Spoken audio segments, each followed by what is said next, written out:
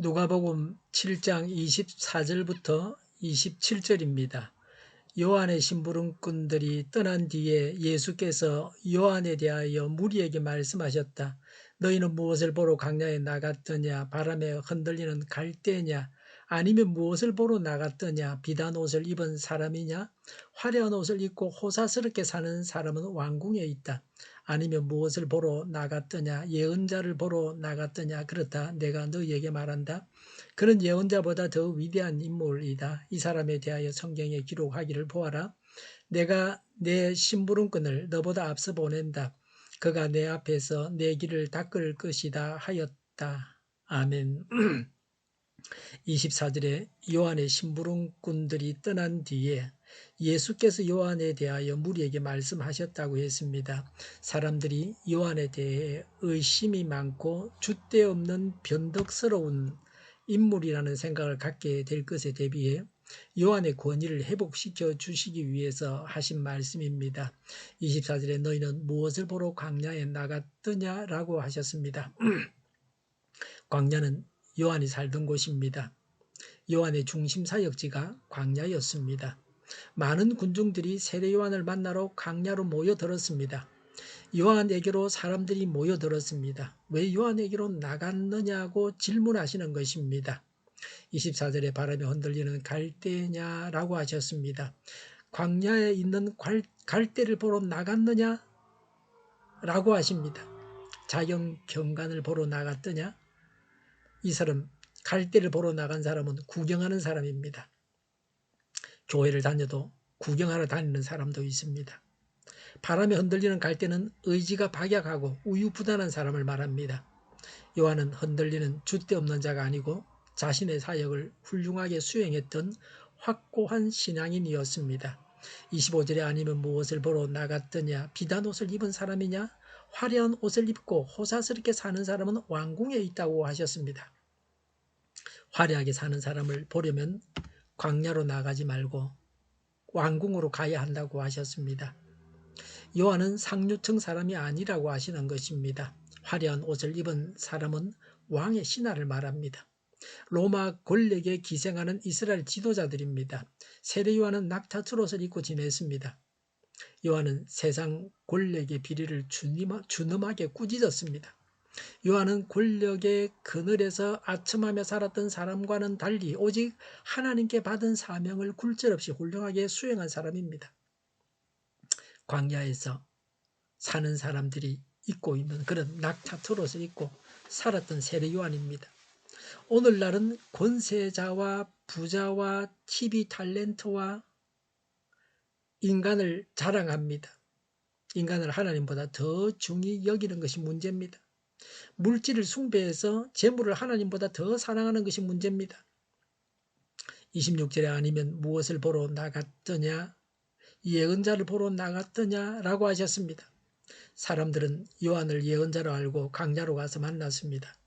하나님의 음성을 들으려고 광야로 나갔던 것입니다. 하나님의 음성을 듣기 위해서 성경을 펴야 합니다. 설교를 들으면서 하나님의 음성을 들어야 합니다. 요한이 예언자 중에 한 사람이라고 하는 것입니다. 요한은 하나님의 말씀을 전한 자로서 구약의 마지막 예언자였습니다. 26절에 그렇다. 내가 너희에게 말한다. 그는 예언자보다 더 위대한 인물이다. 27절에 이 사람에 대하여 성경에 기록하기를 보아라. 내가 내 심부름꾼을 너보다 앞서 보낸다. 그가 내 앞에서 내 길을 닦을 것이다 하였다라고 했습니다. 27절을 간주에는 말라기 3장 1절이라 그랬습니다. 말라기 3장 1절에서 예수님께서 인용해서 하신 말씀입니다.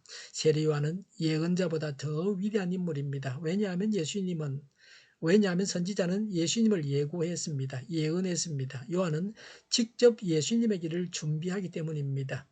예수님이 메시아이시므로 그래서 요한이 다른 구약의 예언자들보다 더 위대한 인물입니다. 사람들이 참으로 만나야 할 자는 세례 요한이 아니고 예수님이십니다. 예수님은 이만큼 귀한 분이십니다. 예수님 앞에 모인 자들에게 참으로 만나야 할 자를 만나고 있다고 하는 것입니다.